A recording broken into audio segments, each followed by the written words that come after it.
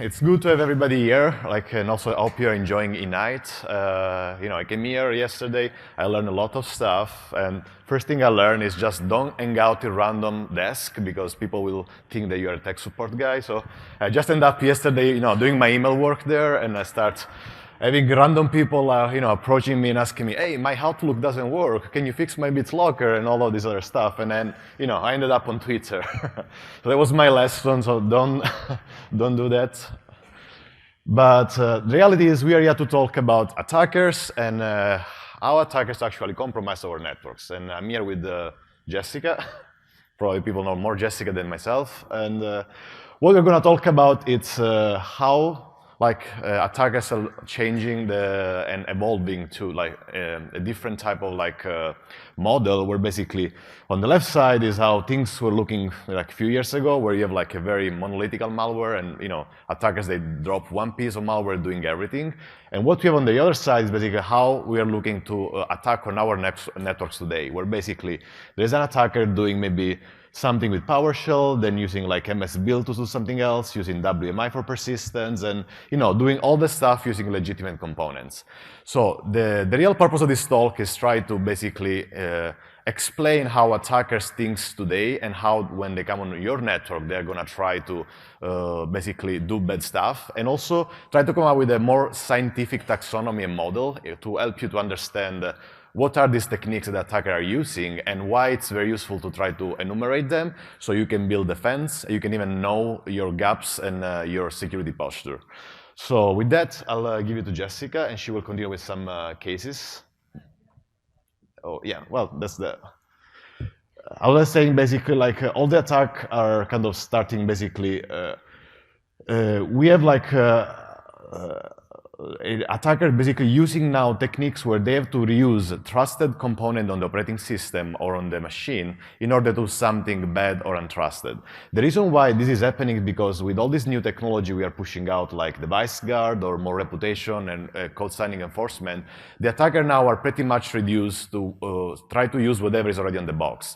They will not anymore try to carry over files or touch the disk with their malware, but they will try to eventually use whatever is available on the box. And they're becoming fileless, which means basically they try to stay just in memory. And if you want to catch them, you have to develop sensor that can either detect regular behavior of clean and legitimate executables, or they can detect stuff in memory. So that's how the kind of the modern landscape of malware and attackers is showing up in our networks. And we're going to basically show some of these cases with Jessica, and after that we're going to try to show how in Windows Defender ATP we try to build this taxonomy to create detection for that. So we're going to talk about stuff that actually happened. It's not theoretical. So we're going to walk through some case studies of 3 different attacker groups and 3 different sets of things that have happened. So normally when you think about how people have been tracking malware and attackers and behaviors, you tend to hear this word attribution a lot, and you'll hear them saying group X did Y. So if we're tracking who we're talking about in these case studies, we would have 3 different sets of attackers. We would have the APT, or the determined human adversary, the advanced persistent threat. Those sort of things you see in the news that everybody wants to be the reason they got compromised because it means they didn't do anything wrong, because they're advanced, right? The other one we have is what I'm calling the wild card. This is a group that has a lot of impact. They're able to do a lot of things, but they're not necessarily one of those state-sponsored attackers. And then we're also going to talk about the ransomware. Because believe it or not, that commodity type of boring malware that affects people has a lot in common with these other sets of techniques. When we talk about fileless, things like that, that's happening in all of these families. So the APT, the one we're going to talk about here, it targets software and game studios. So when you think about software companies and game studios, you probably think about well-defended networks run by people who know what they're doing. That's not really the case. Typically, when you have a developer or a game studio, literally everyone on the network has admin. So this becomes very easy for them to come in and steal intellectual property or code signing certs, things like that that are very useful to them. One of the techniques that they utilize is they actually use a user account control bypass, and they do that via Event Viewer. So when Elia mentioned using a trusted binary to execute, They're not necessarily trying to bypass user account control even because it's enabled. They're doing it to try to hide from detections so that when you look at processes that were spawned on the machine or how they were started, it goes from event viewer, a couple of processes down, completely evil thing, right? So they're not even necessarily just trying to get past user account control, because a lot of times when we see it being used in their tools and techniques, it's not even enabled. So they like to borrow those attacker techniques from red teamers and pen testers and things like that. They utilize a tool called PS Attack, which is built by a guy named Jared Haight, and it actually is used to do a PowerShell downgrade attack.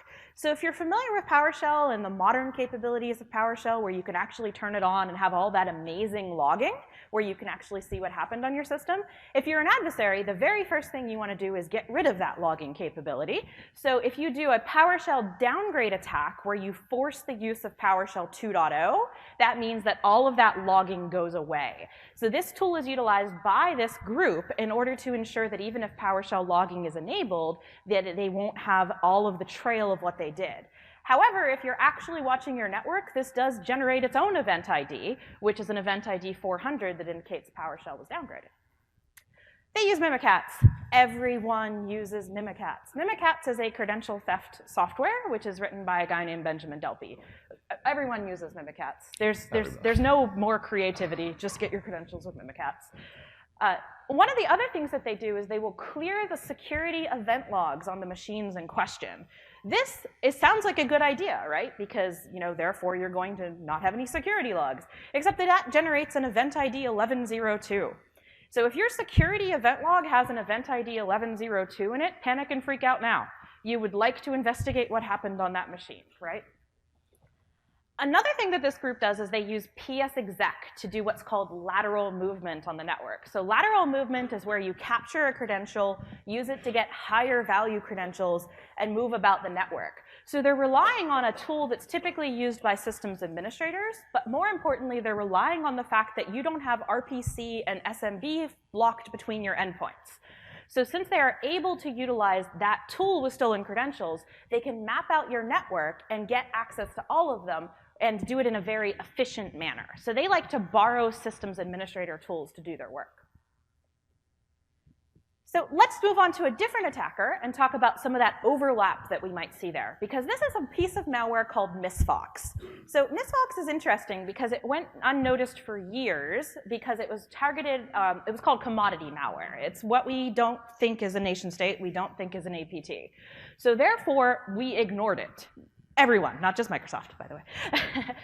But what MissFox actually did is it was related to cyber extortion and the sale of data on the black market. So they would come into a network, they would come in through a very boring phishing email, they would drop their toolkit, and they would do things like get credit card data or penetration test reports, and they would sell them, or they would threaten to flatten the network of the place they were in. They would send an email saying, I have complete access to your domain, and I'm going to mow it down and completely format all of your machines unless you give me X number of dollars. So that's a very, very damaging set of events for boring sets of malware. What they like to do, though, is they like to use PowerShell Empire, that off-the-shelf type of penetration test toolkit. And they would utilize a scheduled task for the persistence mechanism for this. So what Empire allows is it allows for you to embed yourself in a PowerShell encoded command. So there's a base 64 encoded string, which is actually the URL, essentially, of what the commands are passed over for the attacker. So if you, the sysadmin, are diagnosing what's going on that machine, you see a scheduled task that says PowerShell exe hyphen, and then a big blob of random stuff.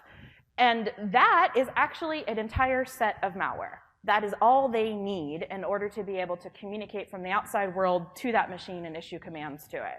And they utilize both a scheduled task and a service for the persistence on there. Both registering a scheduled task and registering a new service, by the way, create event log IDs so that you can monitor that. They also do the PowerShell downgrade to evade detection. And they also use PS Attack because they would like you to not know what commands they're running. And they also use something called regserve32, which is a built-in part of the operating system in order to load scripts. So they wanted to use that transitive trust of a Microsoft signed binary in order to execute things. This vulnerability was amusingly named Squibbly-Doo.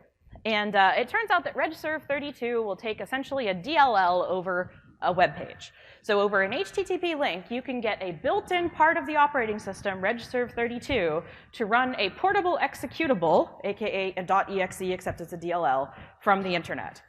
That's very helpful if you're trying to bypass different restrictions like app locker or device guard, or more importantly, if you just want to hide what your processes are doing. Because if you are monitoring your processes in your environment, you see regserve32, you don't see malware.exe. They also use Mimikatz, because everyone uses Mimikatz. And they were actually very successful at getting high-level credentials very quickly, domain admin, things like that. But they did it in a very silly way. They actually didn't use Mimikatz very well, and they sort of just left text files around everywhere instead of executing it in memory. So they actually made it relatively easy to detect what they'd done. And they also clear your event logs, generating an event ID 1102.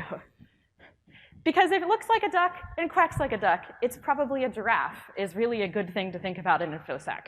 Because if you think about the nation state versus just the guys that live in their mom's basement, those two sets of people looked very similar when you looked at their techniques, right? Didn't they?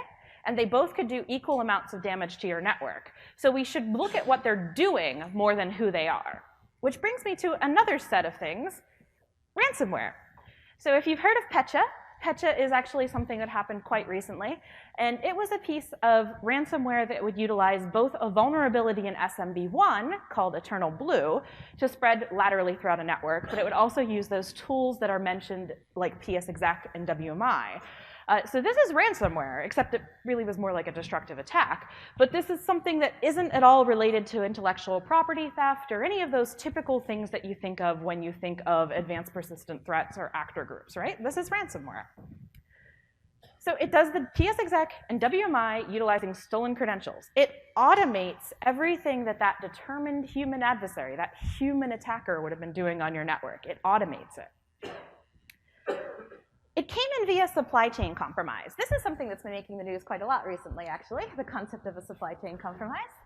Well, we had just like a couple of cases. Just a couple, yeah. So the idea here is that a tax software had its system that does the updates injected with malware. So all of these systems that would be doing auto updates got malware instead. So that was the actual initial attack vector there. But once it got into the network, it was able to use that lateral movement. And it was able to do it because it was stealing credentials. It didn't need to have SMB1 enabled. It didn't need to have unpatched machines. That's what made the news, because it made it seem a lot more interesting.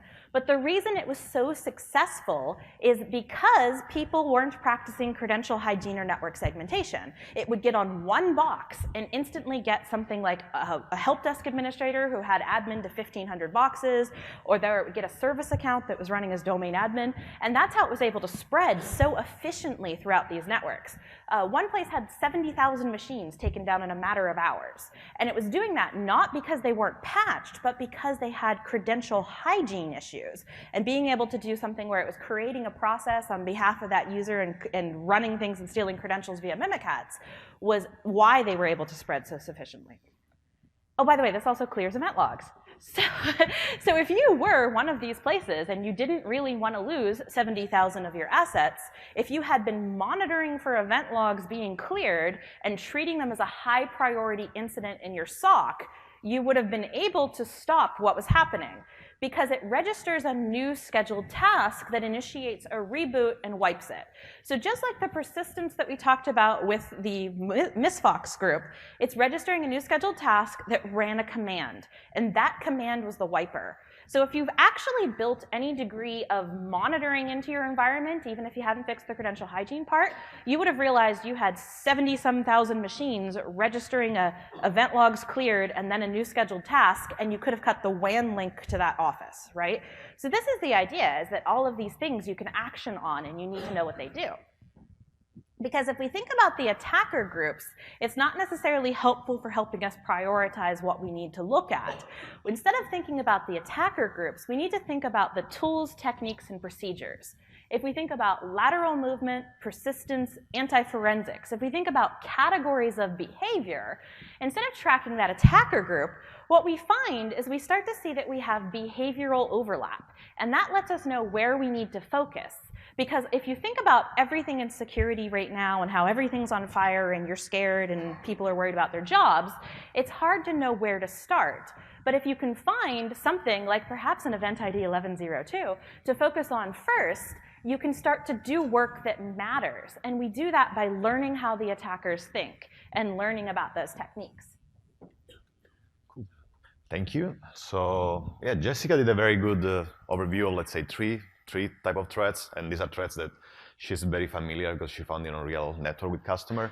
So that's now we can move to how Microsoft decided to build Defender ATP, trying to think about these things. So moving out from, I don't care if it's ransomware, if it's a national state attacker, if it's your, script kiddie like live in a basement versus a super sponsor, super sophisticated attacker.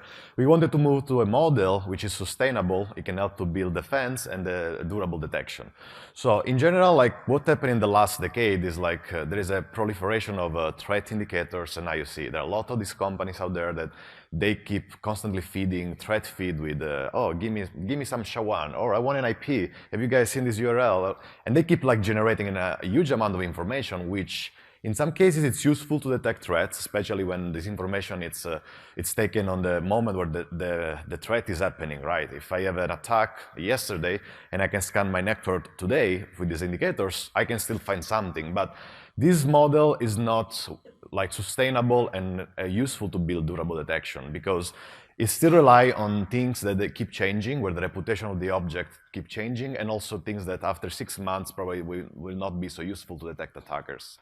So what we are doing, basically, we are trying to move our model to detect what Jessica was showing, like these common blocks, common techniques that all put together, they can help all these different variety of attackers. And in Microsoft, we decided basically to create this type of model.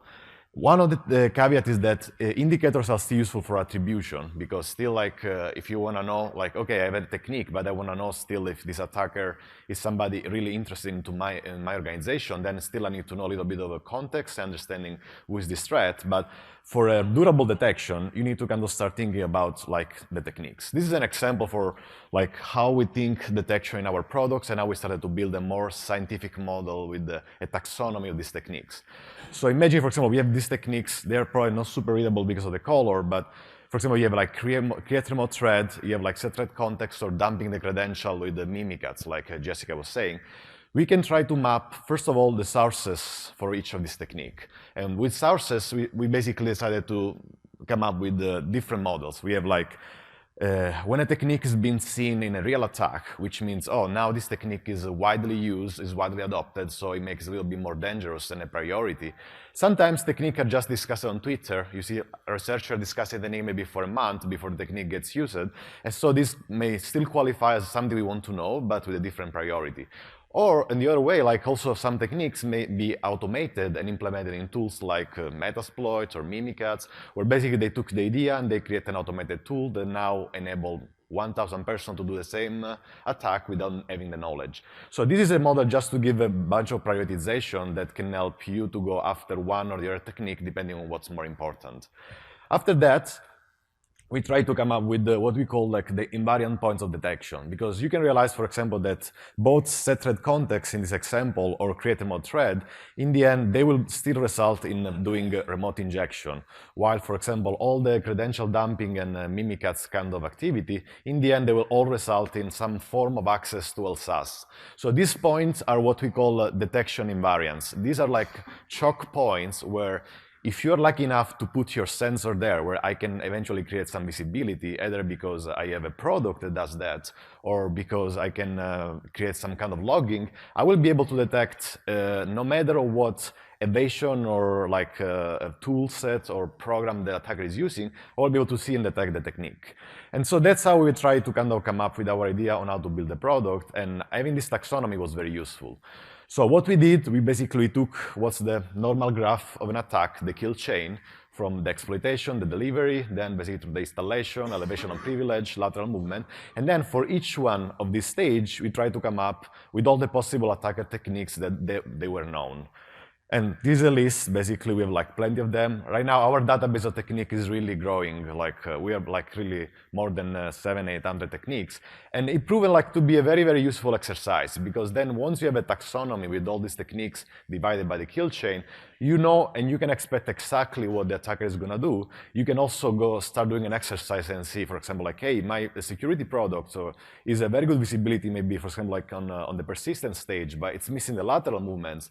And that's what happened with Petya, where basically everybody was seeing eventually the machine when they were infected, but nobody was seeing that when the Petya was spreading across the network using PSXAC.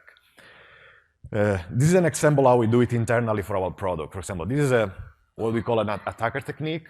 As an example, it's a UAC bypass. So first of all, we try to categorize each technique into the kill chain and map exactly where it belongs. In some cases, also we ask the question, is it worth to invest in a detection or not? And that question is also relevant because sometimes we patch this stuff in Windows, sometimes we patch it like immediately after a day, sometimes after a month, or sometimes in the next release. So there is always this trade-off where detecting something is worth it, or it's better to wait for the mitigation, because eventually mitigation will close eventually this gap or this attacker technique. And then also we track other things where basically all the sources, you can see, for example, there's an Enigma 03 article that was referencing the technique. And also we can track if this technique was used by a certain attacker and our reliabilities. All this information give you really like a more kind of a scientific model where you can measure, is this technique relevant for my product to be detected? How the attacker are using it. This is an example, for example, in the kernel world. Like kernel exploits, we know that they are used to do privilege escalation. And we come up with a model where we say, like, in the end, every kernel exploit, it doesn't really matter what techniques they're using. If they try to do a token stealing, where they try to steal the token privilege for the system process and copy it to another process, or if they try to reset your ACL to eventually grant additional privilege, in the end, if you see all this technique that they belong to the kernel exploit scenario, like here, all these techniques, they will result in some form of manipulation on what we call token or e-process structure. So after you come up with this model, you can now think about, hey, if I put some detection on the e-process, or if I put some visibility more on the token manipulation, I will end up with this. Our product eventually become empowered to detect a variety of techniques, not because we are focusing on the individual attacker or individual tools, but we are trying to detect what's the invariant piece of this attack. And this is an example of how ATP, for example, was able to come up with detection for token manipulation, where basically we are able to see when there are token swapping or token stealing or modification of the process structure, and will be detected in this way. We track then this stuff in a more scientific way, and what we can build is also kind of what we call the visibility gaps. We know, for example, like how many techniques we are adding every day, or how many techniques the attacker are producing.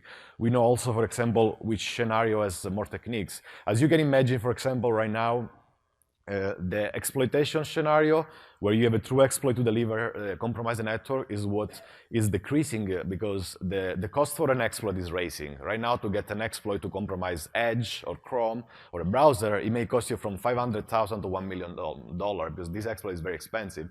And while on the installation, or what is the admin attack, where the attacker may manage to get on your network, these are like variety of techniques. So you have hundreds and hundreds of variations where the attacker can use WMI, can use PowerShell. So we try to come up with this very, very systemic approach, and it's proving like very good results in building the detection. Yeah, that's also a nice graph we can do at the end, where basically we come up with a word map describing basically all our technique. One point also that it's very useful to make is then all these techniques, they can be transformed into detection almost immediately.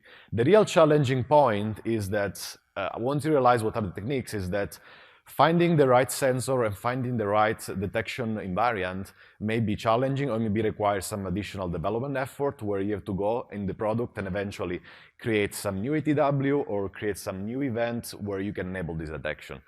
These are, for example, all type of detection that ATP has right now, and they can be mapped one-on-one with some of these techniques or to multiple techniques at the same time. Our approach it's not new. We have to also give credit. I mean, we started on our own when this journey to design ATP and to come up with this scientific approach. But then along the road, we realized that the guys at Maitre, that they have like a lot of experience dealing with vulnerability and exploitation, they ended up with a similar model. They created what is called like the attack matrix or attack graph, and it's almost the same concept. The only difference is that their model is open, while the model we use in Microsoft, it's internal, and we use it only for ATP and to build basically detection and improve our detection capabilities in ATP. Which means you can go to MITRE and you can read all of this stuff and learn from it. Yeah, so like MITRE provide a very, very useful website where they have the matrix. It's also open to contribution. So for example, if you come up with new ideas or new detection, you can go and tell them, and they will eventually include your techniques. And they have a similar concept. Also, one thing that they do, they, for example, take the techniques and they also map the techniques to adversaries. In this case, that's from Maitre page. It's one of their page on the website. And they say, oh, this adversary, it's using PowerShell, it's using WMI, it's using like this type of things. And in the end, they come up with this idea of the, let's say, defense gaps, where basically once you know all the possible techniques that apply to your network, or they actually are relevant to your network, then you can create a graph or a matrix where you can know like, hey, these are the areas where I need visibility or I need a sensor. That's what we do in ATP. In ATP, we build the same graph. The only difference is that we build it into our product, and we try to make this graph like most relevant to detect all the possible attacker techniques. But Maitre is also a very, very good source for learning about this model, and within there is value in building such techniques, and also like in keeping this graph growing, because in the end, like all these techniques, they are really, really like unique. So when some researcher like Jessica was showing Casey Smith or like Matt Graeber, all these guys, when they tweet about some new technique, you will see that this technique in a couple of weeks, it will be immediately reused by somebody else. The UAC bypass was used within 72 hours. Like you have this type of timeline. So it's still useful to track them and make sure that basically you have the right information. I mean, the point is you have to have the right sensor and visibility to detect them.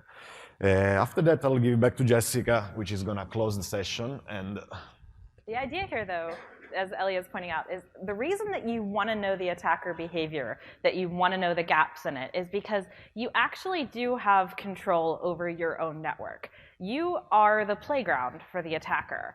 And as it stands right now, most places haven't actually implemented things that have been recommended since probably at least 2006. So when an attacker gets in the network, instead of saying 1 or 2 gaps in detection or 1 or 2 gaps in defense, what we find is that there's just huge amounts of missing things that should be putting there. So instead of becoming some sort of network that would slow them down, it really is a playground. But there's a truth to this that's really important to know, and that's that bugs and exploits are not the main issue in most breaches. Operational issues and what's called technical debt are. You will find that pretty much everything you've read in the news recently, even if some sort of zero-day or exploit or some fantastical thing that needed to be patched in Windows was used to get the initial access into the network, the way that they were able to get to what they needed, whether that be credit cards, social security numbers, credit histories, or the health records of Microsoft employees. That type of thing was reached because you were missing patches. You didn't do credential hygiene. You didn't have host firewalls on. You weren't monitoring for event ID 1102. They're going to remember that one. They're going to remember event ID 1102. Yeah. It's the technical debt, and it's the not having put in place things. Because if you've ever heard the word flat network, what a flat network means is that you've designed your network where there's a minimal resistance for the attacker to get to their end goal. And that's typically what you see in most environments. When we talked about Petya being able to immediately get a service account credential via Mimikatz and use it to spread, or immediately being able to go from enable macros to getting domain admin, that's a flat network. There aren't a lot of speed bumps in the way of the attacker getting to what they need. But you can do something about that. What you can do is you can build a network that has hurdles and has, more importantly, patterns. You want to know what's expected from your services, what's expected from your users. And then once you know that, you can start to make the unexpected improbable. Not impossible, but improbable. So as you start to add in things into your network, like the basics of patching, or maybe disable macros, or enable multi-factor authentication on your email tenants, or maybe enable your host firewalls. Maybe you import monitoring in place. All these different things wind up getting you to making it harder for them to get to their goal. And perhaps more importantly, not only do you make it harder for them to get to your goal, you get monitoring opportunities. Because every single one of those protective controls can also serve as a detective control. You're not going to have anything to know is abnormal if it's absolutely normal for someone to be logging into a workstation with domain admin. If you have UAC disabled on your network, you're not going to notice a bypass of it probably. You have to think about what you can do in order to not necessarily just slow them down, but to be able to create choke points that you can alert on. Because ultimately, breach is inevitable. You're going to get somebody into your network. Somebody's going to open a macro, somebody's going to do something that they shouldn't, or you're going to have that 0-day used against you. So you have to be able to irritate the attacker far more than planning on stopping the attacker. But the bad news is you can't just buy this. You have to build it. This is not something that even the best machine learning ultimate generation blinking box that you would buy from someone can help you with here, because you have to be able to build things into your network, and more importantly, your people and your processes. Because that's actually what the hurdle in most of these networks that wound up getting those case studies we talked about is they had either a change management process that stood in the way of them getting patched, or they didn't have sufficient investment in their human beings where they could help them to understand things. That lack of being able to get people educated on attacker techniques and what's important is probably the biggest issue that a lot of networks have. Because I've seen places that have spent multi-billion-dollar investments on data protection suites and different endpoint agents and fancy little network boxes that they put in, but they still have something like System Center Operations Manager running as domain admin. So therefore, it's logging into all of their workstations in an interactive session, so it's just one machine to be able to get the credentials that can take down that whole network. So if you don't know what to prioritize, if you're not familiar with those case studies, or you're not familiar with the MITRE ATT&CK database, or any of the work that we put out on the MMPC blog, it's hard to know what to build first. But you can do it, and it's actually quite easy. There are 4 components of a holistic security strategy that conveniently are going to look like the Microsoft logo when I'm done.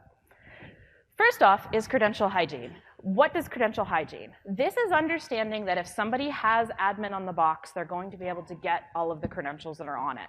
This is not just dumping the LSAS process. This is other places that credentials live, whether that be plain text credentials stored in memory, or the fact that when you register a scheduled task or a service, those credentials are kept on the disk as well in an area called the LSA secrets portion of the registry, right? You can also have key logging that will happen. So even if you have something that should be defending you from credential theft enabled on your network, somebody may still get keylogged through something like a web page pop-up. You can do cross-site scripting keylogging. So the concept of credential hygiene is knowing that there's going to be tiers of absolutely disgusting machines on your network, those sort of things that go to Starbucks or read Reddit. Those type of machines, you want to make sure that anything that has a high-value credential that could be used to either get to other machines on the network or to get to other higher value machines are not ever exposed on them. And in order to be able to ensure you don't expose them, you have to understand what processes expose the credentials. So if you learned that Mimikatz is bad, and you learned that attackers use that, your next step is to learn how do those credentials get there where they can do it. And that's where you have to think about logon types and things like that. The next step is network segmentation. So network segmentation doesn't necessarily just mean running out and buying a bunch of physical firewalls. It doesn't mean just having a perimeter firewall. A perimeter firewall is pretty much useless nowadays.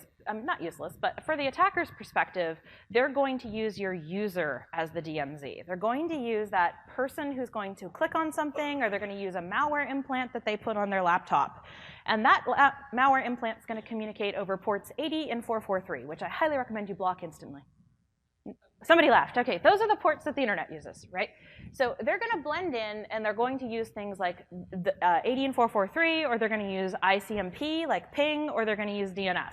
Some of the malware samples that you would have seen popping up in everything that Elio is showing you, they actually use ICMP for command and control and exfiltration of data, because that's just plain text packets. That's what a ping is. It's plain text.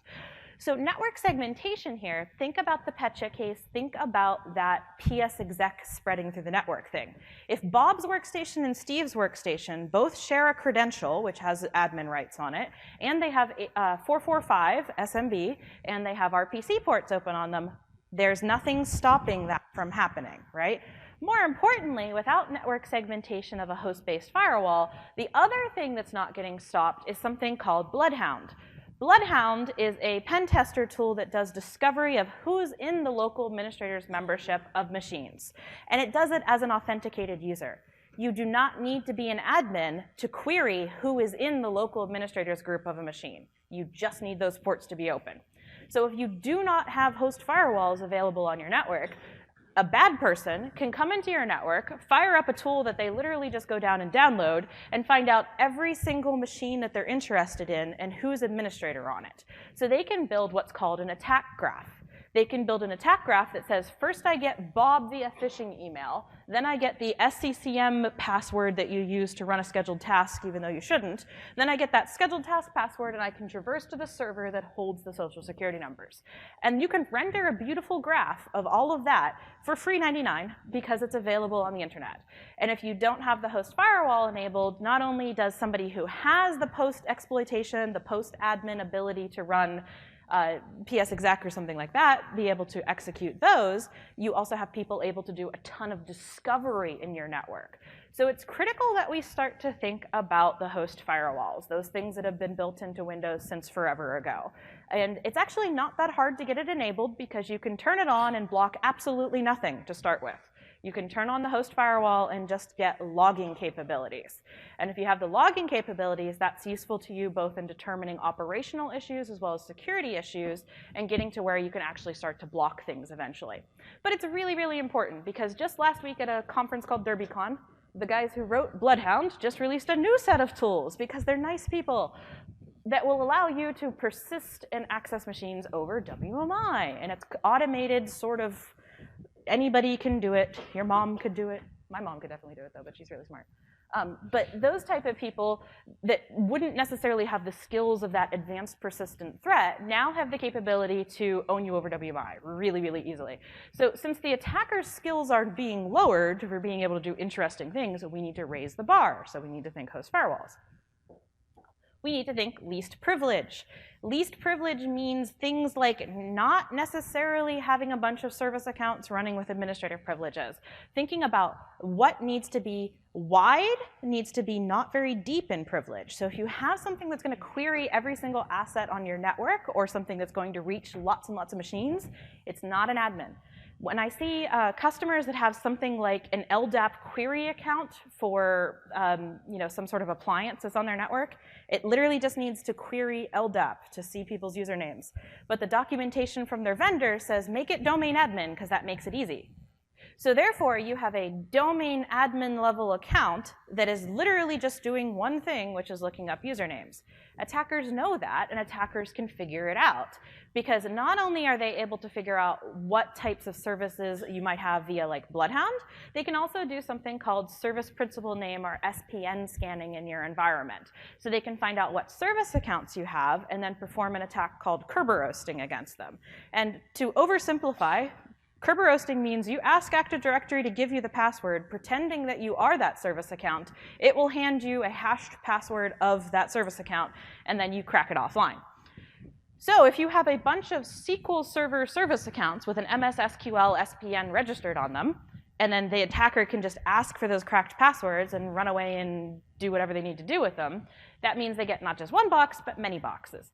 So we want to think about a one-to-one relationship of that deep privilege. That's what least privilege means. The other thing it means is that if you have an application that has issues, an application that needs to run as admin. I had a developer tell me just on Tuesday that they need to be admin on their machine because otherwise Git doesn't work. And Git is how they do their job. you need to be able to think about how to fix that type of issue, and that's something that you can do with like tools like Lua Bug Light or AppCompat type of things. But that's the stuff that attackers are taking advantage of. They're taking advantage of not needing to go out and write some sort of win32k.sys vulnerability exploit and elevation of privilege madness, and instead just utilizing those permissions on the network. The other thing is targeted monitoring, because 1102 as an event ID, but targeted monitoring is not what most people have. A lot of people spend a lot of money on enterprise-grade monitoring or SIEMs, SIEMs, those sort of log collection agents, and they just have this entire flow of data coming into them. But because they don't have a SOC that's necessarily trained, or Systems Operations Center, that's trained on what to look for in there, it's just a flow of data. And a lot of times you get false positives and you get people desensitized to what they looked for. So you need to have a set of like 20 tops, concrete things that mean poo is going down on your network type of thing, right? You need that list of things that absolutely are concrete indicators that something outside of normal has happened. The clearing of event logs is a really, really good one, right? Or maybe a new user created. So like a event ID 4720, there will not be a quiz, is when a new user is created locally on a machine, right? If that ever happens on like your SQL server, that's probably bad. That could be an attacker doing some sort of a backdoor instead of using malware. So it's that targeted monitoring concept. If you know what to look for and you have ideas of what those different roadblocks on the not-so-flat network look like for monitoring choke points, that's going to give you things that you can act faster. Because think about that destructive attacker. Think about the Miss Fox case, the wildcard case. If you caught them early, you could stop them from completely flattening your network. We've had destructive attacks. Those have been in the news, where it hasn't even been an interest to actually make money off of it. Petya was a little bit like that. They just wanted to take things offline. And if you can think about, you need to be able to have action plans for those. It's not just about your intellectual property eventually getting leaked and made in a factory somewhere else. It's about you may actually have to literally rebuild everything you have and that associated cost. So with a targeted monitoring that can allow you to know this is absolutely bad, that gets you to be able to build response plans where you can act and do adversary disruption a lot faster. So the concept here is if we can think about these 4 principles, those 4 basic principles, map them to the content of what is an attacker technique. Think about what the attackers do. We can prioritize which one of these to start first, because you're going to hit hurdles in your environment. You're going to hit technical hurdles as well as political hurdles, right? There may be something that's of wildly important security gain in your environment that you quite simply can't do due to either leadership priorities or issues with everybody's a developer and they all want admin, right? So how do you prioritize those things? You prioritize them based off of what the attacker landscape looks like. And if you can do that, if you can learn the techniques and learn the mitigations, map them together, and start to make progress, you're going to get to that part where it's not so much of a flat network and you do have those choke points, those hills, those speed bumps, and the monitoring points. Because it is not necessarily the attacker's playground anymore if you build the playground. So we want you to build the playground. So I made a wiki page. So the idea here is that you can be in control, and there's just some very simple documentation that's been out there for a very long time. It'll take you maybe 5 hours to get through all the documentation. And that's worst case scenario. But once you have it, and once you're empowered with the information about what the attackers are doing, you can have the conversation with management. You can say, look, I know that you think the Windows firewall breaks this application, but here's my strategy for getting it turned on, monitoring what happens, not breaking the application, and here's my concrete proof via Bloodhound existing that it's going to make my network more secure. Because if you don't have that evidence, and you don't know what the techniques are, you won't necessarily be able to prioritize that. So go and remodel your playgrounds and put lots of safe wood chips in them. Yeah. With that, I mean, Jessica gave you the tool, but remember, like all the attacker techniques that we showed, you can go, for example, on the Mitri website, and you can build your, say, detection gaps or your defense gaps. And after that, you can decide if you want to model your network to make more resistance for attacker, or eventually like enable more security products or tool that can give you this visibility like ATP and similar security solution that can eventually give you the optic points on these techniques they may show on your network, but you're not aware. So with that, our presentation is closed, and we are happy to take questions if you guys have something, like just come here, like we're happy to answer any question, Jessica. And thank you for your time.